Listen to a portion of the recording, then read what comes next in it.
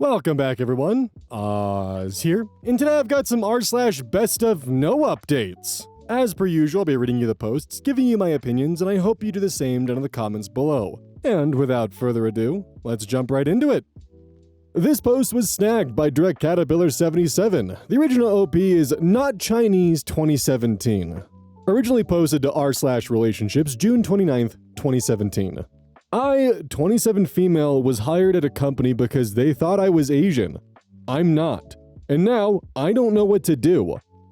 So, I'm totally white bread, but I have some features that I guess make people think I have Asian heritage, like almond eyes and being pretty petite and stuff. And honestly, this isn't the first time I've had to tell someone that I'm actually just a white girl. It doesn't happen that often, but it's happened maybe 10 or so times throughout my life, so it's enough of a thing, but not enough that it's constantly on my mind.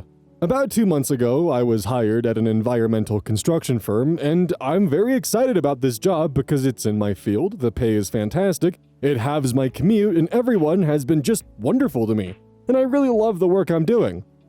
Well, in a meeting, one of our other engineers, who actually is Chinese, made a joke about how the company seems super legit because we have 2 Asian engineers.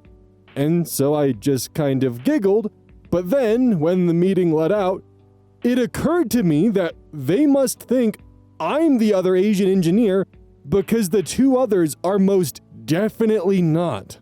I kind of let it slide because the moment had passed, but then I was talking with one of my coworkers in the break room, and granted, she is the company gossip, so who knows if this is true.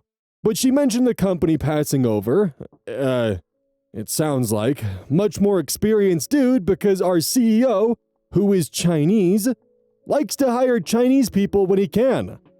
And now that this shit has kind of hit me, I'm noticing all these other moments when I think people were assuming I was Chinese when I thought they were just like being friendly, like asking me where my family's from and telling me about the most authentic Chinese places near our office. And now I have no idea what to do.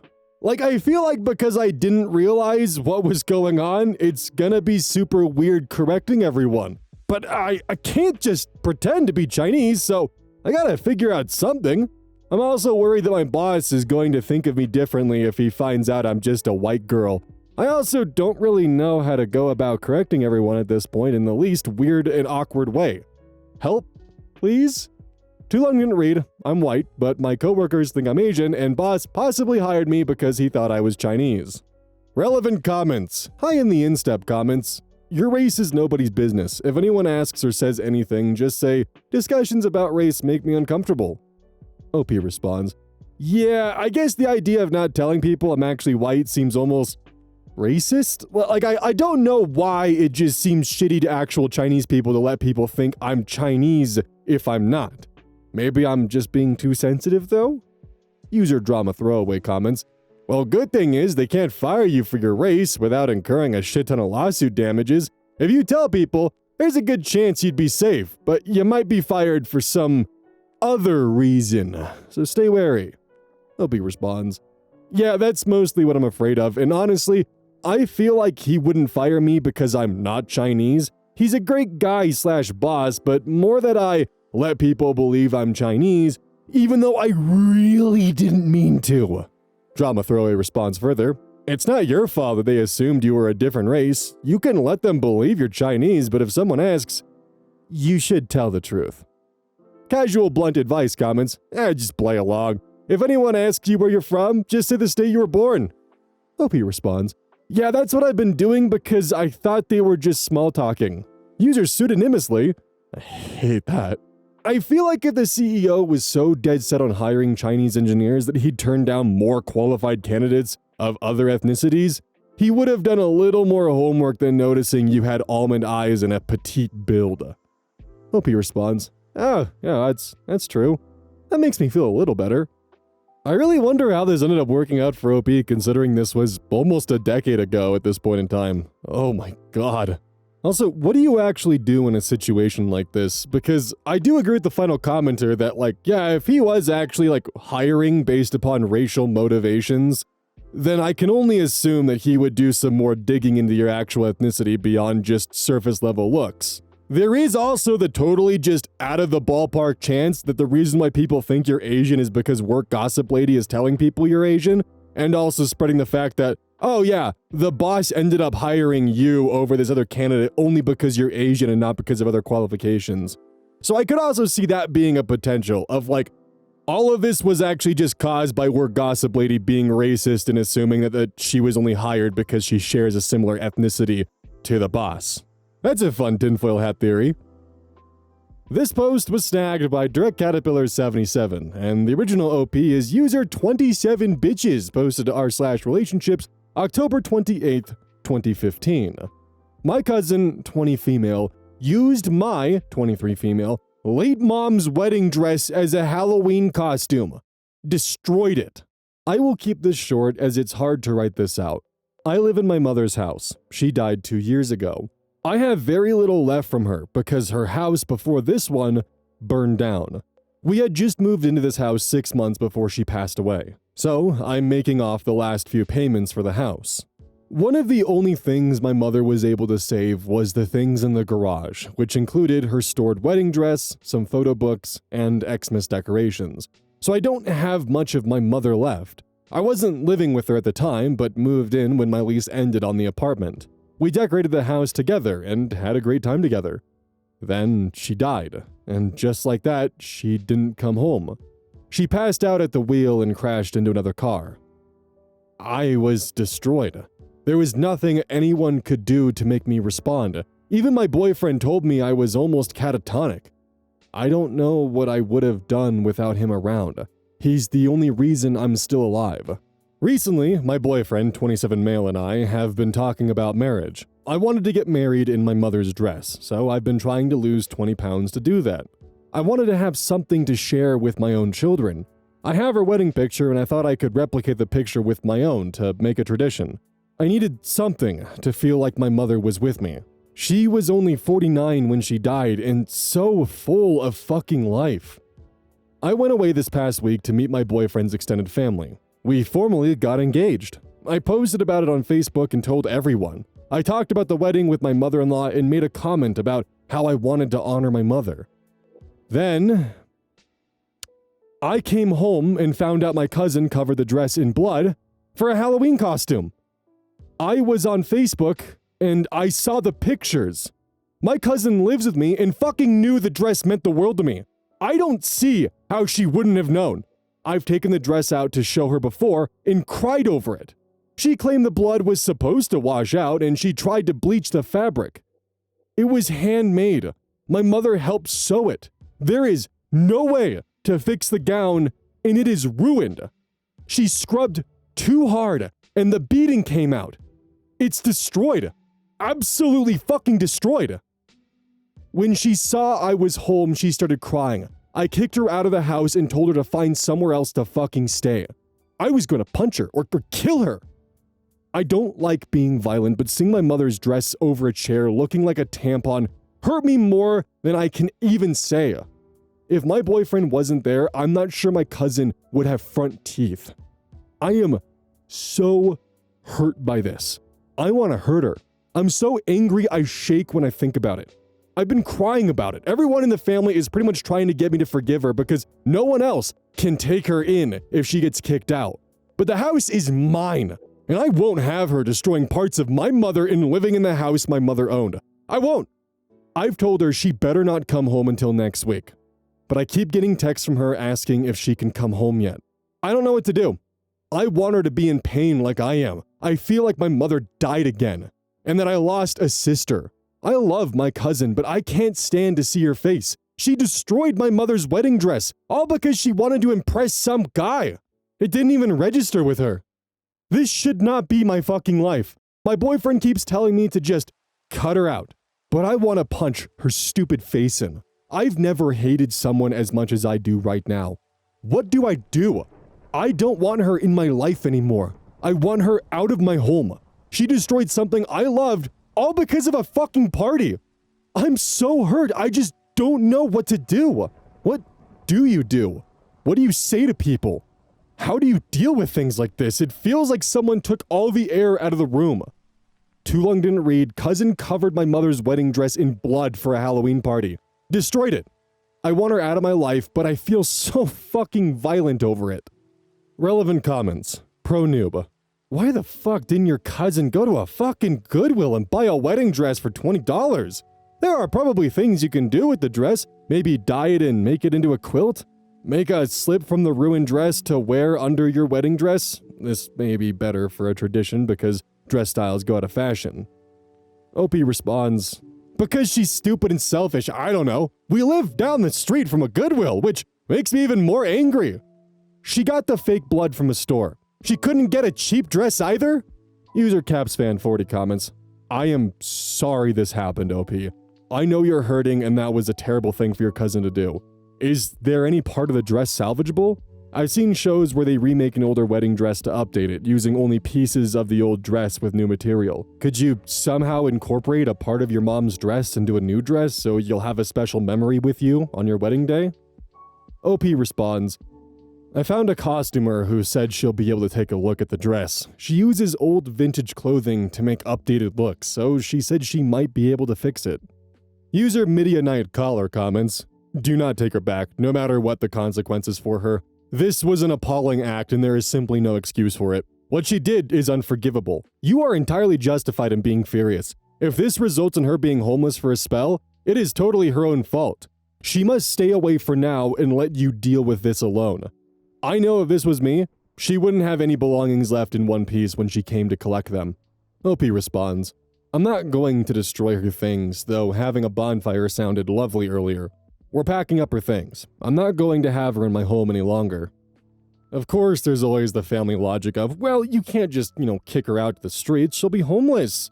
Oh, well, we can't take her in. We just don't have the space for it, so she should really just continue staying with you. There's also a weird thing that I notice sometimes on Reddit threads and also in, person where a lot of the times when someone else's heirloom is broken or destroyed, it's kind of labeled as, well, it's just stuff.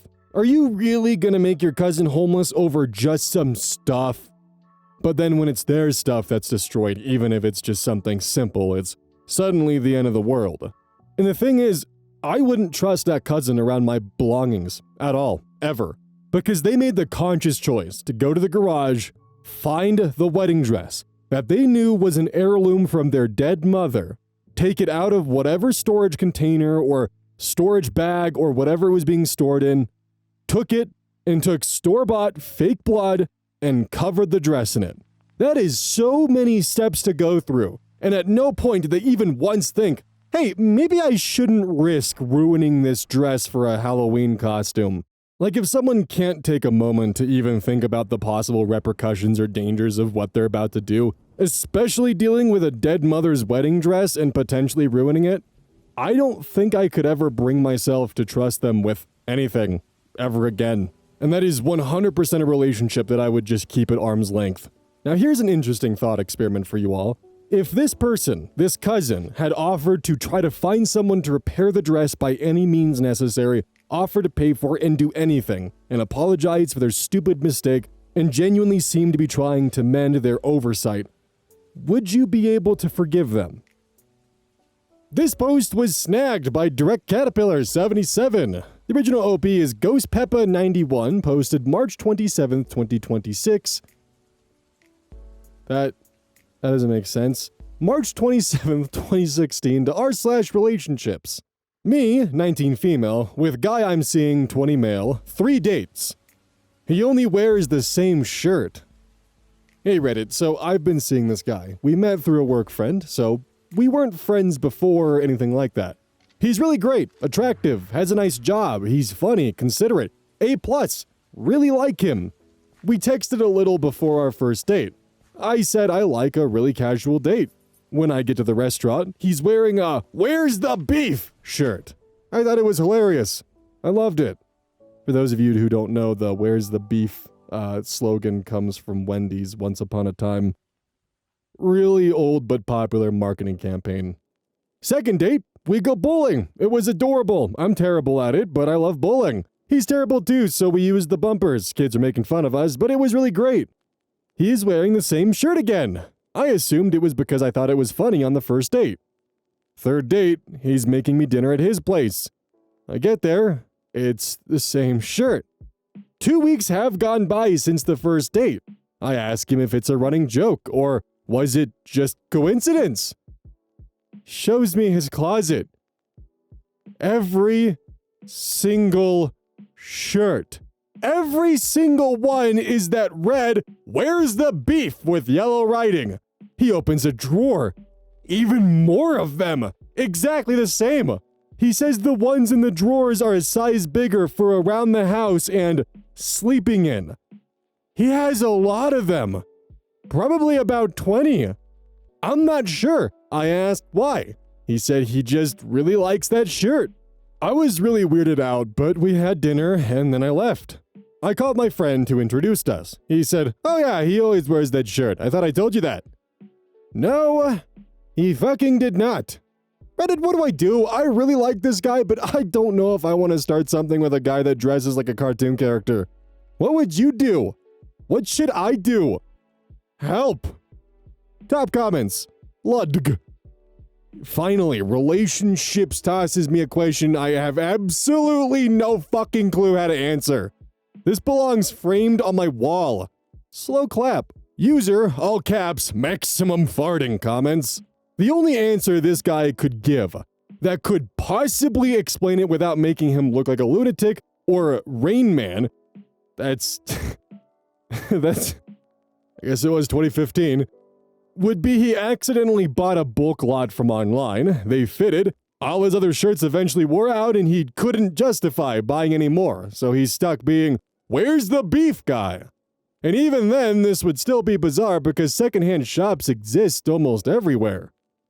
User Lug responds further, "I agree, this is the weirdest thing I've seen on here in a long time, but bear with me when I say that it's actually so harmless that I'm actually entirely on the fence.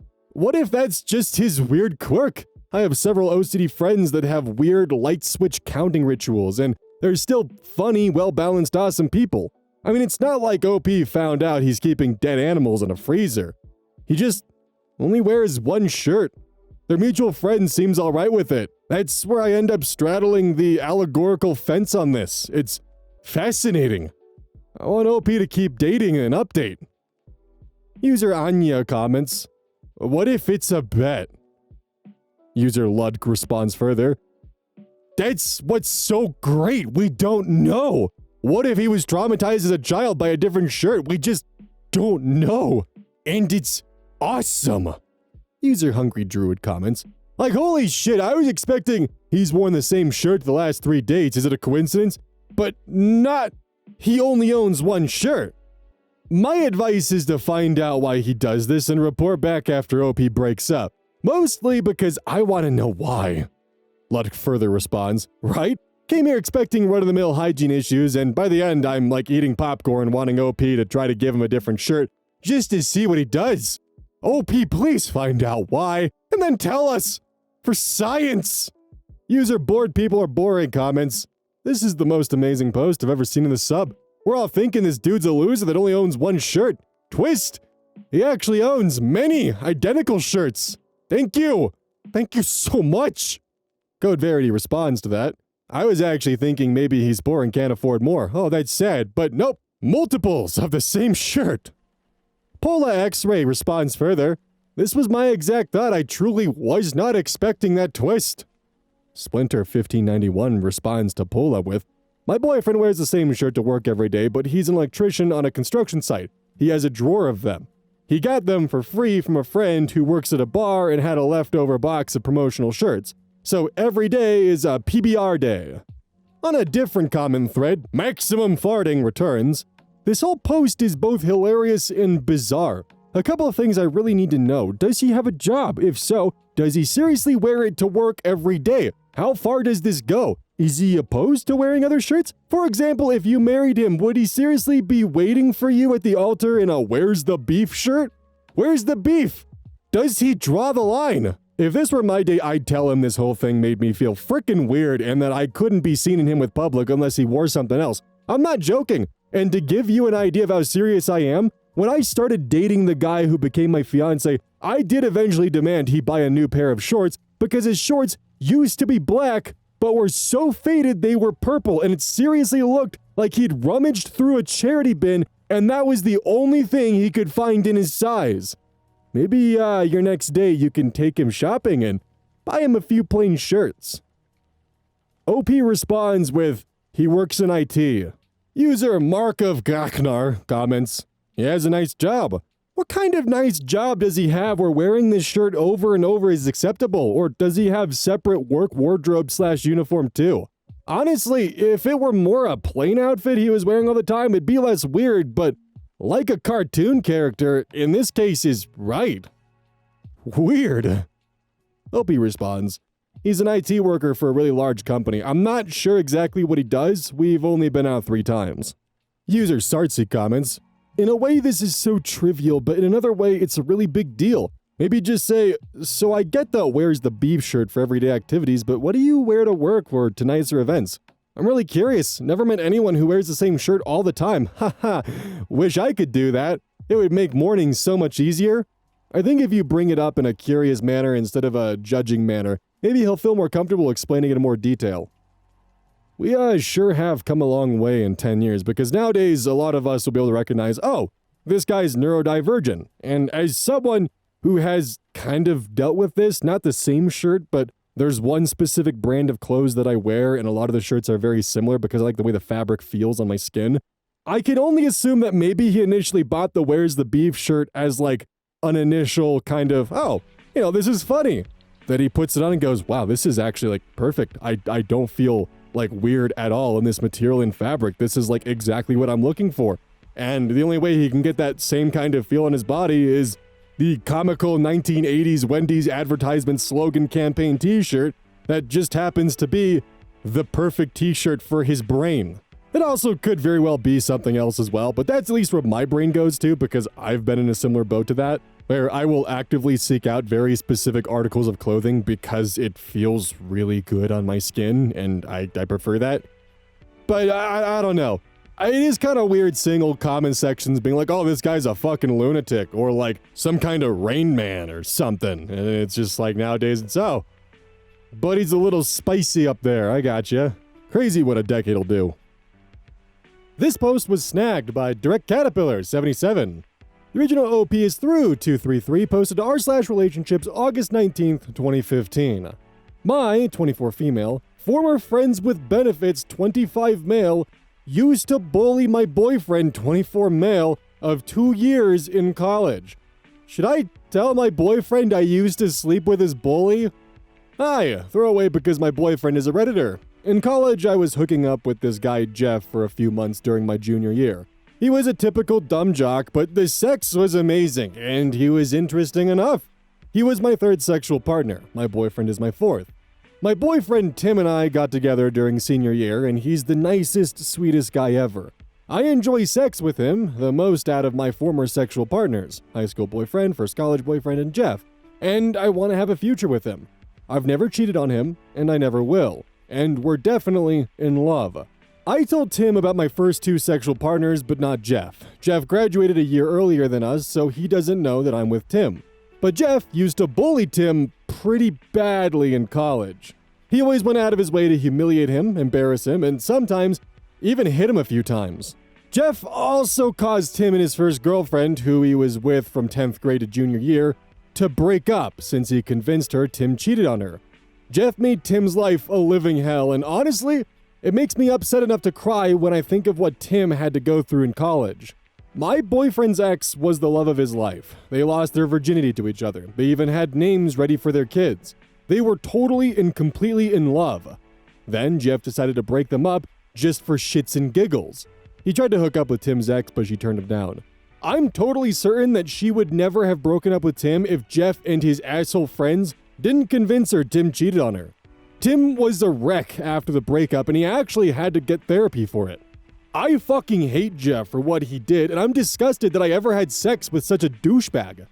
Looking back, I know I should have tried to help Tim and tell his ex Jeff made it all up, but I didn't want to interfere in someone else's relationship. Wait, you knew? When Tim and I first started dating, I decided not to tell him I slept with Jeff because It would crush him and whatever future we would have. It's been causing me a lot of guilt though since Tim told me everything about his sexual past. Yesterday, Tim came across Jeff on Facebook and started going off about how much of an asshole he was, that he wishes Jeff to burn in hell, that he would bash his head in with no remorse if Jeff ever tried to bully him or someone else again. While Tim was going on about this, I felt sick just hearing Jeff's name again, so I excused myself to the bathroom after agreeing with my boyfriend that Jeff was a piece of shit. Since then, I've been overwhelmed with guilt that I used to have sex with my boyfriend's bully. It's been tough keeping this from Tim for the last 2 years, and I don't think I can hold it in any longer. But I know it would absolutely destroy Tim if he knew I had sex with Jeff, and I feel like he would break up with me on the spot. Not just for sleeping with Jeff, but for not mentioning it in 2 years. Also, I can't tell Tim that I knew Jeff was lying about him cheating on his ex and didn't do anything about it. He would probably blame me for the loss of his first girlfriend. I don't want to lose him. He's everything to me. So what do I do, Reddit? Should I tell my boyfriend I used to hook up with a guy who ruined his college experience and destroyed his first relationship? Or do I try and conceal it so he doesn't get hurt? I know that if Tim used to hook up with someone who bullied me the way Jeff bullied Tim, I would definitely break up with him. So that makes me feel even more guilty. Too long didn't read, one of my former sex partners was my boyfriend's bully. Boyfriend doesn't know. Well, considering this was a decade ago, I wonder how this ended up going down, because, oh boy.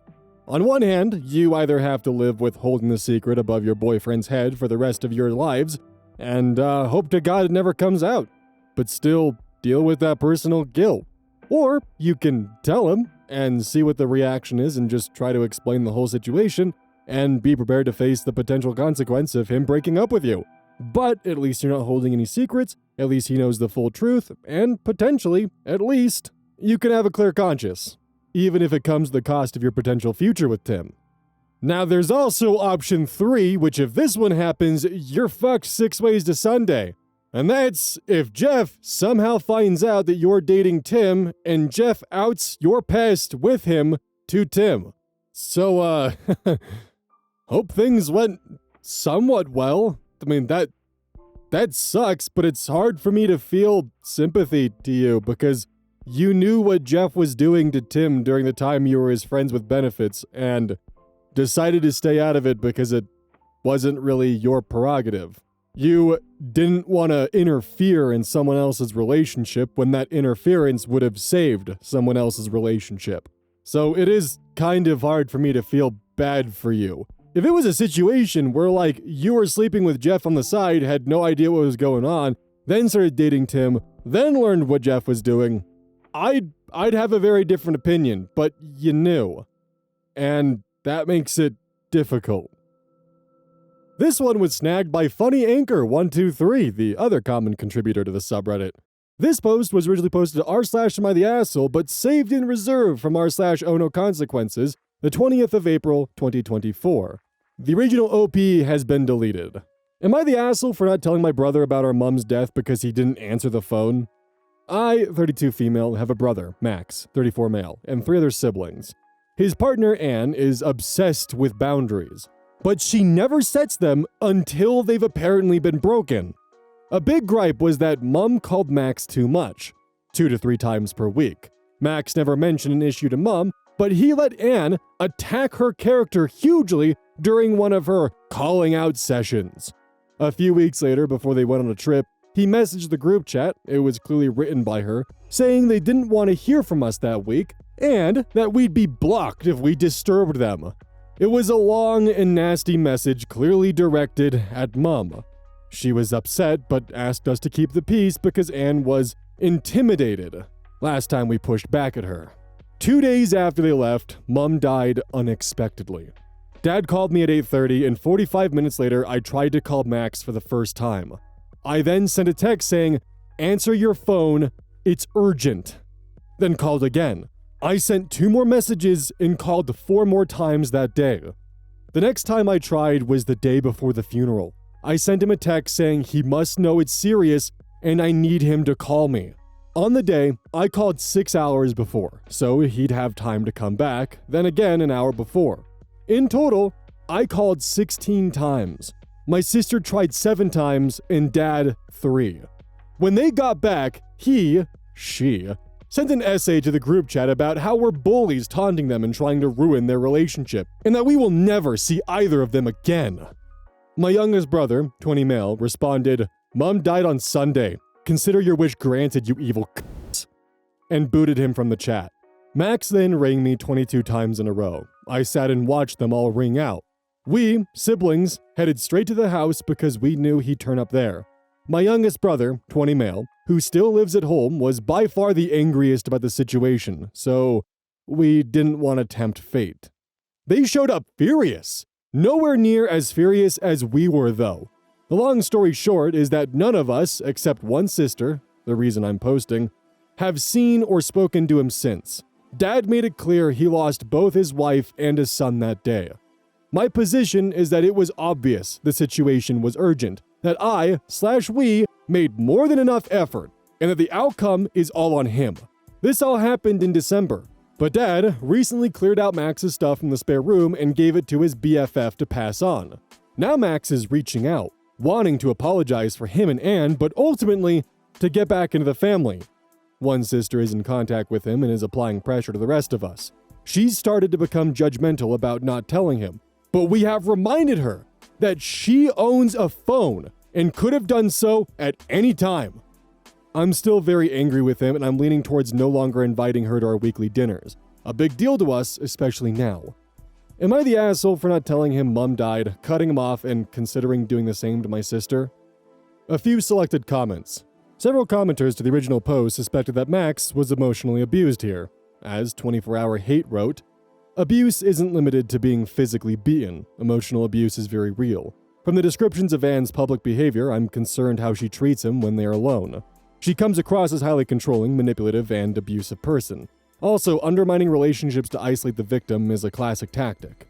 So did at least one commenter in the repost in r/ono consequences. Professional March 54 wrote, "Sounds like Max is in an abusive relationship. He talks to his ailing/elderly mom 3 times a week, and that's too much. And for trying to reach out in what was obviously a family emergency, he can't ever see them again. Poor Max. Honestly, hopefully one day he'll escape the psycho." Another commenter to the original post wondering why none of the siblings texted Max that his mother died.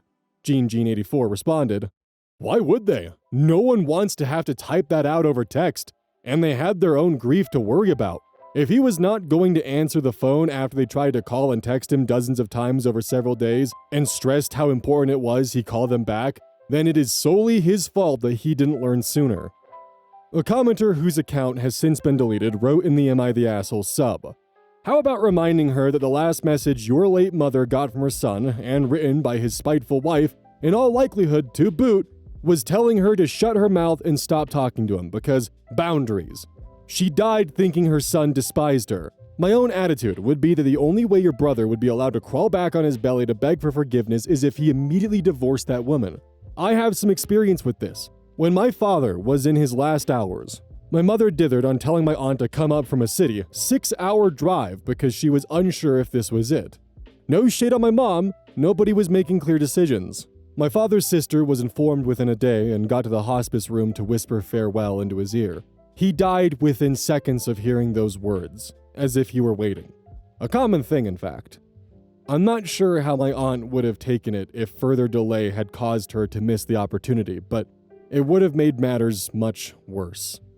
To which OP replied, "The way they treated our mom in her final months is the worst part about this, and the way she cried after they sent that message will haunt me forever. It was the last time I saw her alive, and her heart was shattered." One more comment from the Oh No Consequences sub. Guess you can't please everyone. "Wow, the Am I the Asshole mods have deleted the post as well. They really are on a power trip here. I'm waiting for the consequences when no one will post or comment on their sub anymore because they're assholes." Probably the worst part about the r/Am I the Asshole subreddit is anything that's actually, in dire need of judgment or actual consideration that has a heavy topic normally gets deleted, and it's kind of a damn shame. But beyond that, considering it's been about 2 years, if somehow OP does stumble upon this, I would say the only way that you should forgive your brother is if he leaves Anne. Because there is a very strong likelihood that she is a worm in his ear and is an abusive partner, and making him think things that aren't exactly true. Trust me, I've been there. Shit sucks. But also, once you get out of that, you need to take accountability for your actions. You need to be able to understand that just because you are listening to someone else and taking their words as gospel doesn't mean you're immune from the consequences that follow. Max needs to take accountability for his actions. But I'm also speaking from personal experience when it comes to Max, and that clouds my judgment. I'd be really curious to hear what you guys think when it comes to OP and the family's reaction and how they handled the situation. Don't forget, this is brought to you by GamerSupps. Use code ODDS at checkout. It's basically a caffeine powder that you put in your water, and I actually really like it. I use this on a daily basis. Don't forget that every purchase you make using code ODDS directly supports the channel. And if you want a personal recommendation from me, I would either recommend the Soda Pressing Pear or Dragon Fruit Punch. Those two are currently my favorite flavors. And as a note, once we sell a certain amount of stuff, I get my own flavor and my own cup, and you all know I'm gonna choose some degenerate shit that's gonna make their PR team squirm. My goal is to make them regret partnering with me. So please, use code ODDS at checkout to make my dream come true of making a PR team squirm.